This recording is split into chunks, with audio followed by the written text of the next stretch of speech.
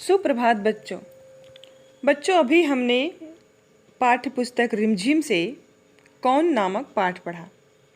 इस पाठ में सोहनलाल द्विवेदी जी ने चूहों की करतूतों का वर्णन किया है।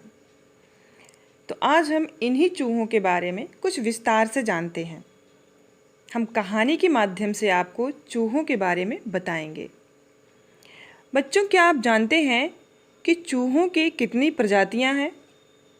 चूहे की 102 प्रजातियां होती हैं, जिसमें से 12 प्रजातियां ऐसी हैं जो खेती के लिए बहुत नुकसानदायक हैं। उन 12 में से भी एक प्रजाति है घूस। ये धान, गेहूं, गन्ने की खेती को बहुत नुकसान पहुंचाते हैं और खेतों में बिल बनाकर रहते हैं। सामान्यतः घरों में चूहे भूरे रंग वाले छोटे छोटे ही दिखते हैं, जिनकी छोटी छोटी आँखें होती हैं, छोटी सी पूंछ होती है और छोटे छोटे कान होते हैं। ये घर में देखेंगे तो दिन भर धमा चौकड़ी मचाते हैं, इस कोने से लेकर उस कोने तक। चूहों की एक प्रजाति सफ़ेद रंग की होती है। ये चूहे अमेरिकन चूहे कहे जाते हैं, अमेरिका में ही मिलते भी हैं। आपने लिटिल स्टुअर्ट फिल्म देखी है? अगर नहीं देखी है तो ज़रूर देखिएगा। इस फिल्म में स्टुअर्ट एक चूहा है जो सफ़ेद रंग का है और यह बुद्धिमान भी है। मनुष्य की भांति यह बातचीत भी करता है। हालांकि ये कल्पना है, लेकिन ये चूहे बुद्धिमान माने गए हैं और प्रजातियों से।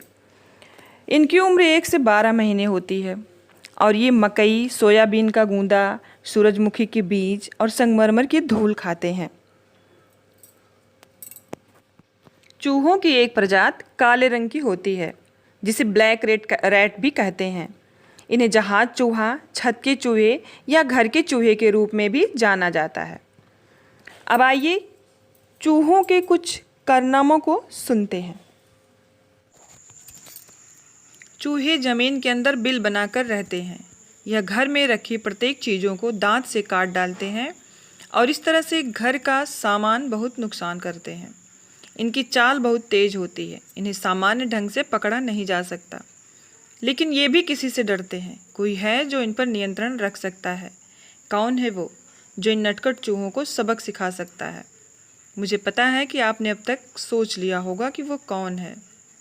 जी हाँ, वो वही है जो आपके किचन में रखे हुए दूध को सफा चट कर जाती है। बिल्ली, जो चूहों को एक बार में ही अपने पंजों में पकड़कर खा जाती है। चूहा और बिल्ली के बारे में एक कहानी प्रचलित है, वो मैं आप लोगों को सुना रही हूँ। एक बड़े से घर में सैकड़ों चूहे रहते थे। बड़े मज़े से सब वहाँ घूम घूम कर खाते पीते थे। एक दिन वहाँ एक बिल्ली आई। बिल्ली को लगा कि यहाँ पर चूहों की जनसंख्या ज़्यादा है। वह वहीं छिपकर बैठ गई और जब चूहे निकले तो आसानी से उन्हें पकड़कर खा गई। अब वह प्रतिदिन वहाँ आने लगी और चूहों को खाने लगी। इस तरह से चूहों की जनसंख्या कम होने लगी। चूहे बहुत चिंतित हुए। एक दिन उन्होंने एक सभा की। सभा में यह प्रश्न रखा गया कि बिल्ली के आतंक से कैसे मुक्त हुआ जाए। बहुत सोच विचार करने के बाद भी समस्या का हल नहीं मिल रहा था। तभी उन चूहों की सभा में एक बूढ़े चूहे ने कहा कि मुझे एक उपाय सूझा है। अगर आप लोग भी सहमत हो तो हम बिल्ली के आतंक से मुक्त हो सकते हैं। सब ने पूछा कि क्या?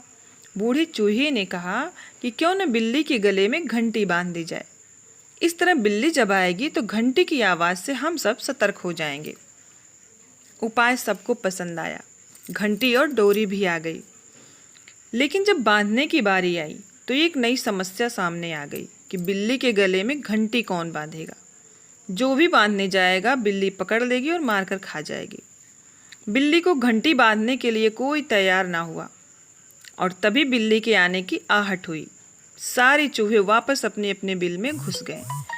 तो बच्चों, आपको इस कहानी से क्या सीख मिली? आप लोग अपने अपने विचार अपनी पुस्तक में लिखिएगा। जहाँ तक मेरा विचार है, हमें ऐसी योजनाएं बनानी चाहिए कि जिस पर हम अमल कर सकें। हमें इस तरह की योजना कभी नहीं बनानी चाहिए जिसको हम कर ही ना पाएँ, जिसको करने में हम सक्षम ना हो, शारीरिक रूप से, मानसिक रूप से हम तैयार ना हो। तो हमें ऐसी योजनाएं नहीं बनानी चाहिए। तो बच्चों, कैसी लगी आपको ये कहानी? अब इसी तरह से आप भी चूहा और शेर की कहानी, जो आपने बहुत पढ़ी होगी, पंचतंत्र की कहानियाँ आपको दी जा रही थी पढ़ने के लिए, तो उसमें शेर और चूहे की भी एक कहानी थी। आप उस कहानी को अपने शब्दों में अपनी उत्तर पुस्तिका में लिखकर मेरी व्हाट्सएप नंबर पे सेंड करिएगा। धन्यवाद।